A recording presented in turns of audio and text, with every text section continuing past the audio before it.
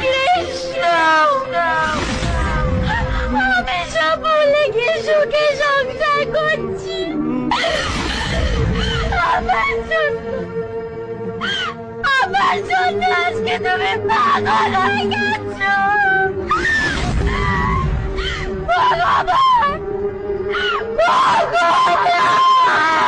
দোষ করেছিলাম আমরা।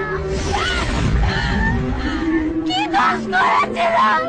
কি দোষ করেছিলাম?